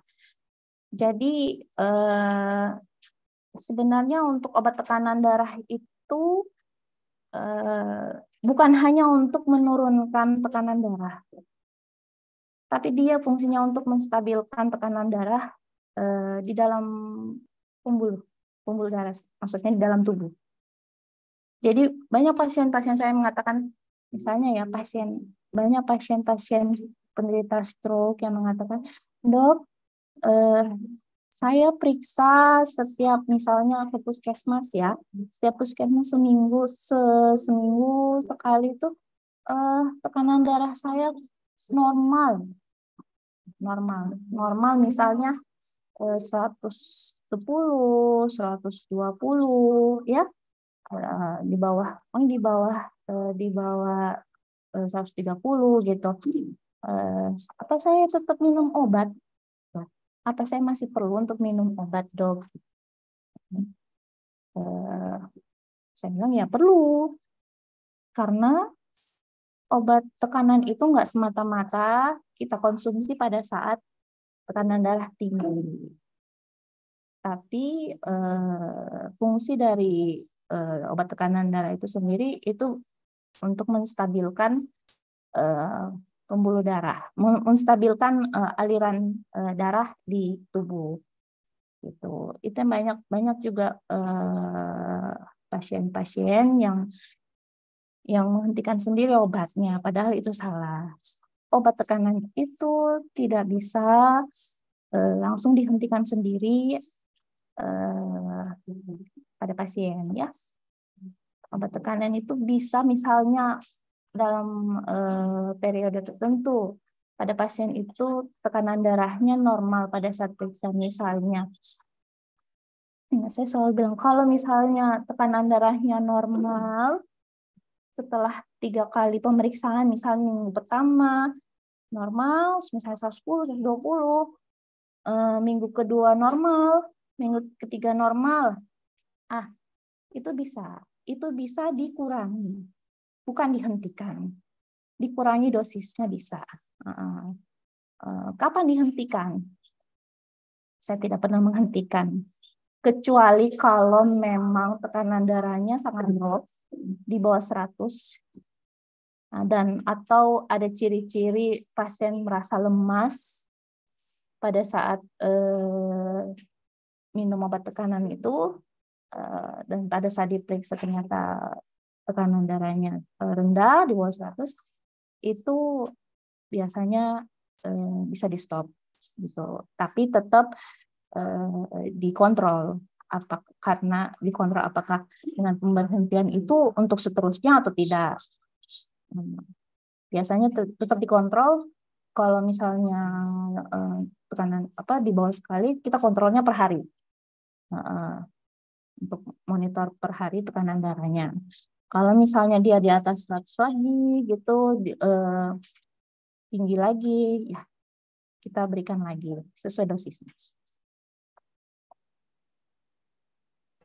Baik dokter, terima kasih atas jawabannya. Kita ke pertanyaan selanjutnya dari Dokter Ratri. Assalamualaikum, dokter, apabila pasien sudah 3 hari onset stroke non-hemaragok, apakah dianjurkan MRS untuk terapinya atau dianjurkan kontropoli saja mengingat sudah 3 hari kejadiannya? Baik, terima kasih Bu Ratri atas pertanyaannya. Jadi untuk pasien-pasien stroke non-hemoragik maupun hemoragik ya, 3 hari onset, kita hitung onsetnya itu daripada saat kejadian.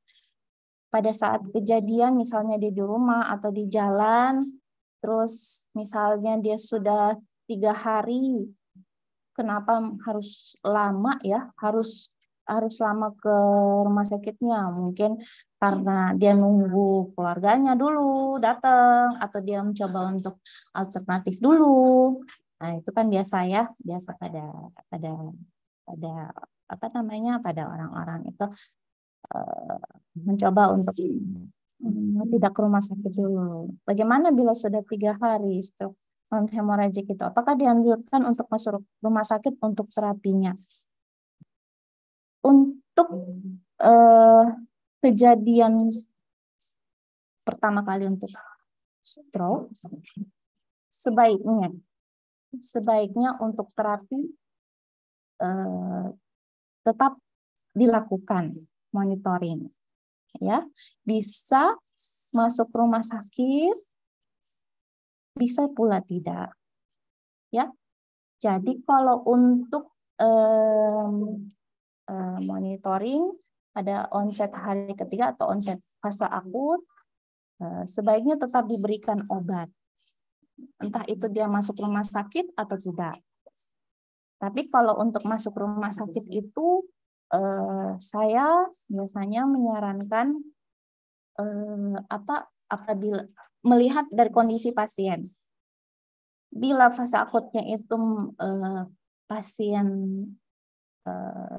jadi stroke-nya, kita lihat stroke-nya itu masih dia bisa mandiri, tapi terjadi kelemahan, bukan kelumpuhan ya, kelemahan pada separuh badan itu bisa kita obati dengan terapi medis dan juga fisioterapi. Tapi bila kondisinya onset 3 hari tapi terjadi penurunan kesadaran atau dia ada kelumpuhan separuh badan atau ada muntah ya berlebihan atau sakit kepala berlebihan, saya sarankan untuk masuk rumah sakit. Karena apa? Kita mengejar kalau sudah terjadi nyeri kepala berlebihan atau kelumpuhan, itu kan artinya dia terjadi stroke, bukan ringan ya, lebih berat. Jadi kita butuh penanganan yang lebih cepat, pengobatan melalui intravena atau melalui suntikan infusan ya, infusan. Jadi tetap masuk rumah sakit. Jadi kalau mau onset hari ketiga, mau hari kedua, hari ke-1, ataupun lebih dari 3 hari, kalau misalnya kondisinya berat itu apa? Misalnya ada kelumpuhan atau nyeri kepala berlebihan hingga muntah, atau misalnya dia sampai penurunan kesadaran, ya tetap masuk rumah sakit. Ya. Terima kasih dokter atas jawabannya. Kita ke pertanyaan selanjutnya dari Mbak Imelda. Izin bertanya dok, apakah penggunaan obat pengencer darah pada pasien stroke harus dikonsumsi terus-menerus? Kriteria penghentian konsumsinya apakah sampai pasien dinyatakan sembuh atau konsumsi seumur hidup sejak serangan pertama? Terima kasih dok. Baik, terima kasih Mbak Imel. Ini perawat poli budaya, Mbak Imel. Ya. Apa penggunaan obat pengencer darah pada stroke harus dikonsumsi terus-menerus? Lalu untuk kriteria penghentiannya, apakah sampai dinyatakan sembuh atau harus dikonsumsi seumur hidup? Pada pengencer darah, kalau saya bilang iya, pengencer darah pada pasien penderita stroke, entah dia pertama kali ataupun sudah terjadi second attack atau yang kedua kali atau yang ketiga kali, pengencer darah itu wajib untuk dikonsumsi untuk terus-menerus, bisa jadi seumur hidup. Fungsinya apa? Jadi pengencer darah itu selain untuk pada pasien stroke baru, untuk kedepannya dia juga untuk mencegah stroke itu terjadi berulang. Jadi fungsi untuk pengencer darah itu dia untuk sama tadi untuk menstabilkan tidak menstabilkan, tidak terjadi plak-plak di pembuluh darah sehingga tidak terjadi stroke berulang. Nah, jadi pengencer darah sama pentingnya sama obat-obat lain, misalnya obat gula darah, obat tekanan yang sebaiknya kalau untuk penderita stroke itu dikonsumsi tiap hari. Karena apa? Dia dapat mencegah untuk terjadinya stroke berulang. Nah, kapan penghentian konsumsi pengencer darah? Itu kita bisa hentikan penghentian konsumsi pengencer darah itu apabila stroke-nya itu ternyata stroke berulangnya itu ternyata misalnya untuk stroke pertama itu terjadi penyumbatan, akhirnya diberikan pengencer darah. Nah, dalam selang waktu beberapa lama, misalnya dalam beberapa bulan, ternyata dia terjadi stroke berulang. Nah, stroke berulang itu kita mesti cek lagi apakah stroke berulang itu stroke penyumbatan kah atau malah stroke perdarahan. Nah, kalau untuk stroke perdarahan, ya otomatis kita harus menghentikan obat pengencer darahnya. Karena apa? Dia dapat menyebabkan perdarahan yang lebih luas. Seperti itu. Jadi untuk pemeriksaan stroke berulang itu apakah perdarahan atau penyumbatan, itu ya kita harus menggunakan alat penunjang, pemeriksaan penunjang seperti CT scan kepala ataupun MRI. Nah, CT scan kepala dan MRI ini kan tersedia semuanya di rumah sakit Abdul Muiz ya. Apalagi MRI kita sekarang sudah 1,5 Tesla. Jadi kita bisa lihat dengan pemeriksaan penunjang itu. Gitu. Baik dokter, terima kasih atas jawabannya. Kita ke pertanyaan selanjutnya dari Mbak Mariani. Assalamualaikum, mohon izin bertanya dok. Jika mata sebelah keluar air mata dan kotoran mata secara terus-menerus dan tangan kebas atau kesemutan, apakah termasuk gejala stroke dok? Terima kasih. Wassalamualaikum warahmatullahi wabarakatuh. Waalaikumsalam. Terima kasih untuk pertanyaannya Mbak Mariani ya. Jadi pertanyaannya, jika mata sebelah keluar air mata atau keluar kotoran secara terus-menerus dan tangan kebas kesemutan, apakah termasuk gejala stroke? Jadi kalau untuk gejala stroke itu dia tidak bisa berdiri sendiri. Gejala stroke itu kita nggak bisa bilang, oh ini kok kebas ya tangan saya, ini kok keluar air mata terus-terusan, apa ini gejala-gejala stroke? Bisa saja itu gejala stroke, tapi bisa juga tidak gitu. Jadi untuk gejala-gejala stroke kita tidak bisa berdirikan sendiri. Kalau misalnya dia ada kebas kesemutan, minimal kalau misalnya kebas kesemutannya itu di area tangan kanan dan kaki kanan, itu kemungkinan gejala stroke. Tapi kalau misalnya dia bilang pada tangan saja gitu atau pada kaki saja yang kebas kesemutan, lalu hanya keluar air mata dan hanya tangan aja yang kebas, itu bisa jadi sih bukan stroke, karena gejala stroke itu harus ada ciri khasnya,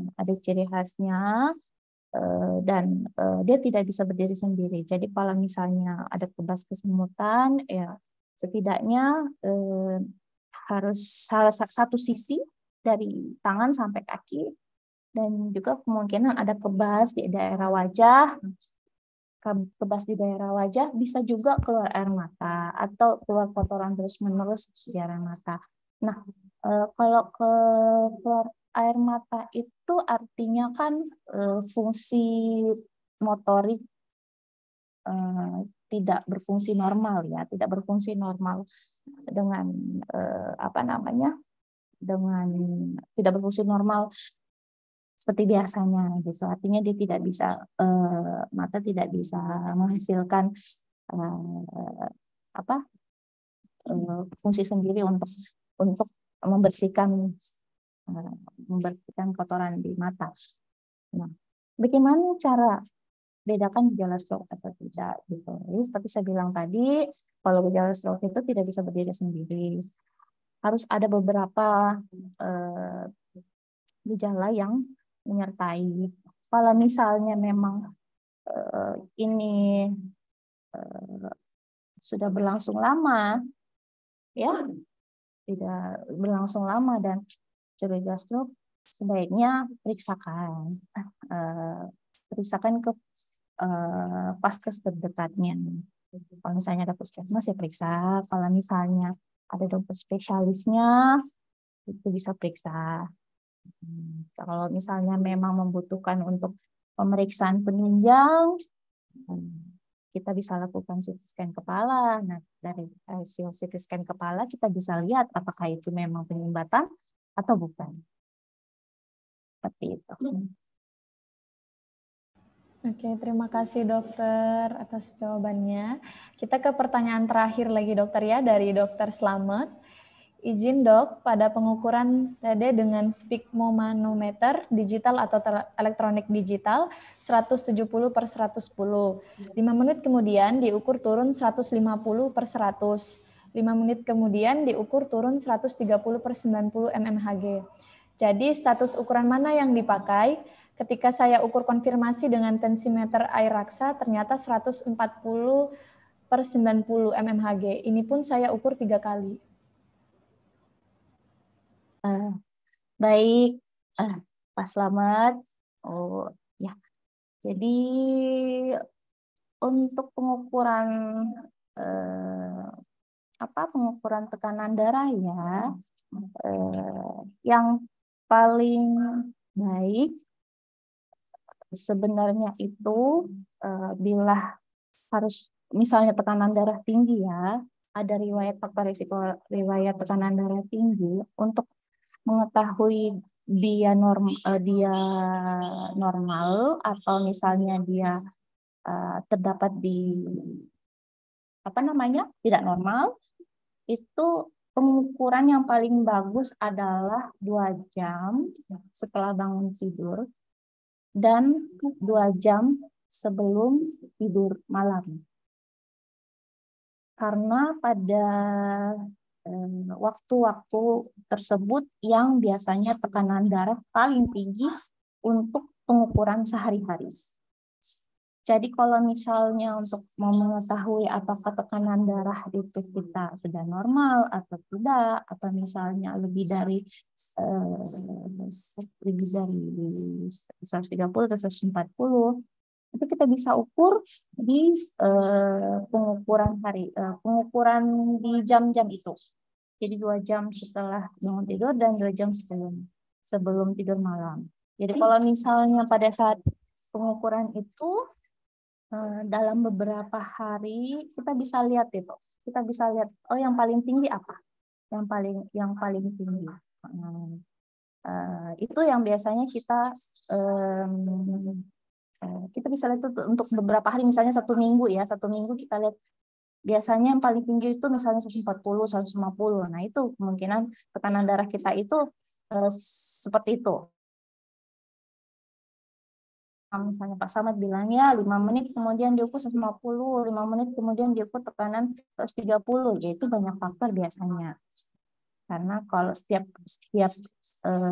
waktu itu setiap 5 menit, kadang kan kita mungkin duduk, tidak ngapa-ngapain.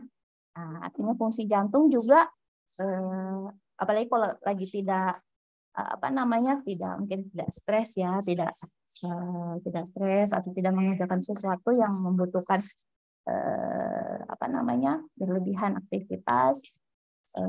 Jadi fungsi jantung juga yang pada saat mungkin pengukuran pertama tinggi. Ternyata pada saat 5 menit, pada saat kita sudah istirahat, sudah duduk-duduk, ya, sudah minum air putih misalnya, sudah makan buah gitu. Kita periksa lagi, sudah mulai turun. Ya iya, pastinya pasti turun. Ya, pastinya pasti turun karena tergantung dari tergantung dari kita istirahat begitu. Tekanan darah juga pada saat kita istirahat makin lama dia juga akan makin turun. Tapi untuk normalnya itu seperti saya bilang tadi, kalau untuk mengukur tekanan darah yang baik, untuk mengetahui, untuk mengkonfirmasi apakah tekanan darah kita berapa, yaitu di waktu-waktu itu 2 jam pada saat bangun dan 2 jam setelah 2 jam sebelum tidur malam.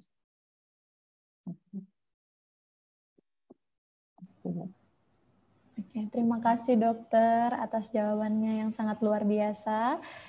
Baik dokter, sekaligus saya persilahkan kepada Dr. Novika Ziraziz, spesialis neurologi, untuk sekaligus memberikan closing statement mengenai topik kita hari ini. Kepada Dr. Novika saya persilahkan.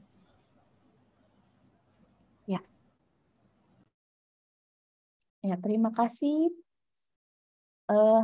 Ya, jadi dalam rangka hari ini tanggal 29 Oktober, Hari Stroke Sedunia,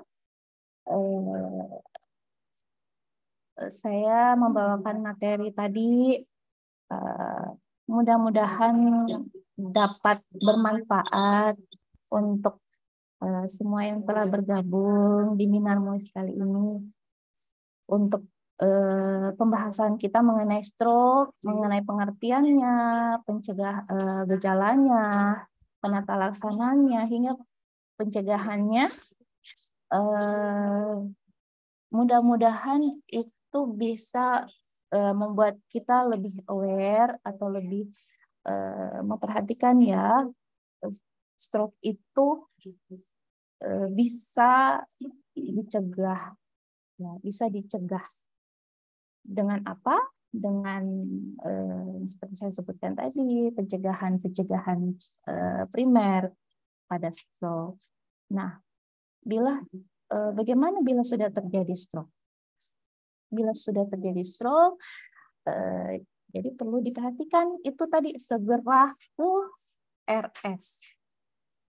Kalau misalnya ada gejala-gejala yang seperti segera disebutkan tadi, segera ke RS, baiknya langsung mencari pertolongan pertama, baik ke rumah sakit atau ke fasilitas-fasilitas kesehatan terdekat. Jangan ragu.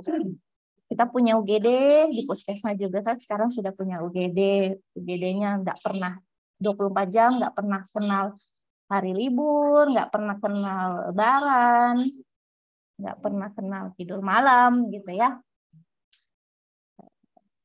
Silahkan pergi. Kalau misalnya memang sudah ada tanda-tanda gejala stroke, langsung cari pertolongan.